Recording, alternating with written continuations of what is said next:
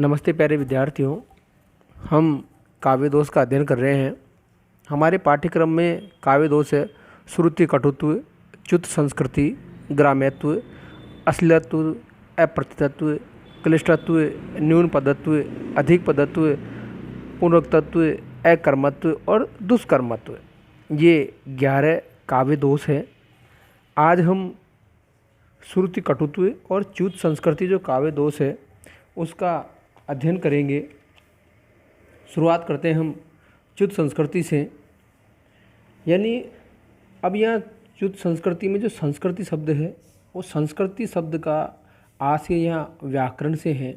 यानी जब काव्य में व्याकरण विरुद्ध यानी व्याकरण की दृष्टि से दूषित शब्द या शब्दों का प्रयोग किया जाता है वहाँ च्युत संस्कृति दोष होता है। तो प्यारे विद्यार्थियों, काव्य में व्याकरण विरुद्ध पद का प्रयोग, इसको नोट कर लेना, आप समझ लेना।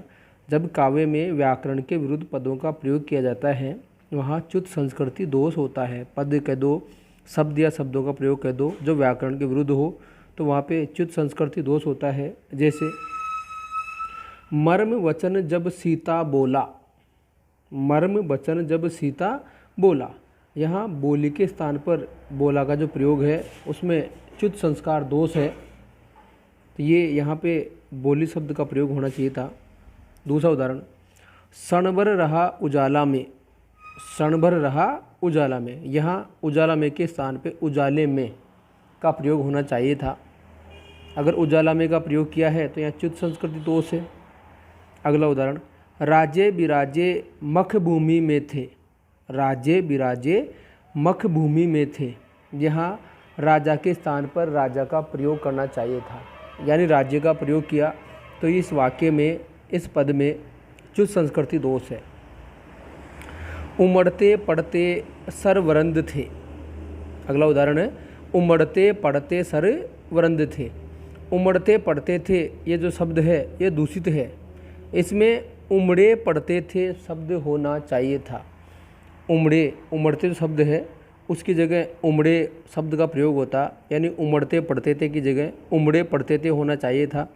उमड़ते पड़ते थे का प्रयोग किया, इसलिए इस पद में च्युत संस्कृति दोष है।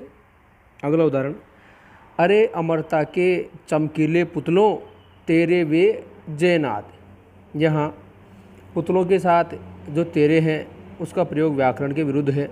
यहाँ पे जो तेरे शब्द है उसकी जगह तुम्हारे शब्द का प्रयोग होना चाहिए था, इसीलिए यहाँ पे च्युत संस्कृति दोष है।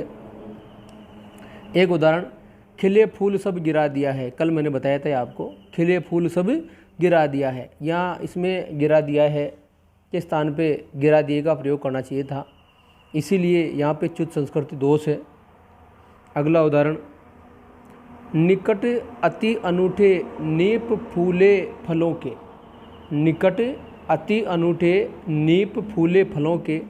अब नीप फले फूलों के स्थान पे इसमें प्यारे विद्यार्थियों फूले फले नीपों के, फूले फले नीपों के प्रयोग होना चाहिए था, लेकिन इसमें नीप फले फूलों का प्रयोग किया, इसीलिए यहाँ पे च्युत संस्कृति दोष है। तो प्यारे विद्यार्थियों ये उदाहरण इसमें पर्याप्त है।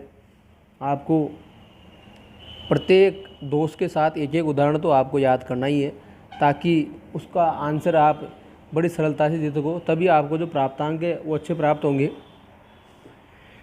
चलो दूसरा दोष श्रुति कटुत्व। श्रुति कटुत्व, श्रुति यानी सुनने में कटु लगे, यानी सुनने में कटु कड़वा लगने वाले शब्दों का जो प्रयोग होता है ना वो दोष श्रुति कटु दोष होता है। जब कानों को उद्वेगजनक परुष वर्णों वाले शब्द या शब्दों का प्रयोग हो, परुष यानी कठोर होता है, परुष वर्णों वाले शब्द या शब्दों का प्रयोग होता है। मूर्धन्य वर्ण और जो संयुक्त वर्ण है वो साधारणतः परुष और श्रुति कटु ही होते हैं। यानी जहाँ मूर्धन्य और संयुक्त वर्णों का अधिकांश प्रयोग होता है जो सुनने में कटु और कड़वे लगते हैं वहाँ पे श्रुति कटुत्व दोष होता है। जैसे कातार्थी तब होंगी मिली है जब प्रिय आए, यहाँ जो कातार्थी शब्द है, ये जो कातार्थी पद है ये श्रुति कटु है। दूसरा उदाहरण, कब की इकटक डटी रही टटिया अंगूरिन टारी, कब की इकटक डटी रही टटिया अंगूरिन टारी। अब देखिए इसमें भी मूर्धन्य और संयुक्त वर्णों का प्रयोग हुआ है, इसीलिए यह परुष वर्ण है जो कानों को कड़वे लगते हैं, सुनने में कटु लगते हैं। यहाँ श्रृंगार रस के प्रसंग में जो ट वर्ग है उसके परुष वर्णों वाले शब्द इकटक, डटी, टटिया का जो प्रयोग हुआ है ये कानों को उद्वेगजनक लगता है, ये कानों के लिए उद्वेगजनक है, इसीलिए यहाँ श्रुति कटुत्व दोष है। अगला उदाहरण, पावन पद वंदन करके प्रभु तब काथार्थ मिले मुझको। पावन पद वंदन करके प्रभु कब काथार्थ मिले मुझको। तो काथार्थ जो शब्द है ये कर्णकटु है। अगला उदाहरण, शीतलच्छाय सांस्कृतिक सूर्य, इसमें भी शीतलच्छाय शब्द ये कर्णकटु है। अगला उदाहरण, हे उर्मिल जल निश्चलत प्राण पर सद्दल। अब निश्चलत जो प्राण है ये भी इसमें संयुक्त वर्णों का प्रयोग हुआ है, मूर्धन्य वर्णों का प्रयोग हुआ है, ये भी कर्णकटु है।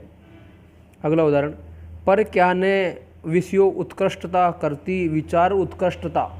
अब ये विषय उत्कृष्टता और जो विचार उत्कृष्टता जो पद है ये दोनों ही श्रुति कटु है, कर्णकटु है, इसीलिए इसमें संयुक्त और मूर्धन्य का प्रयोग हुआ है, इसीलिए यह भी श्रुति कटुत्व दोष है इसमें।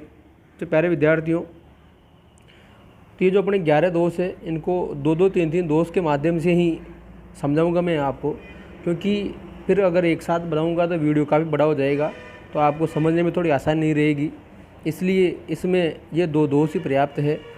अगले वीडियो में अगले जो इसको बाकी दोष है उसका अध्ययन करेंगे। धन्यवाद।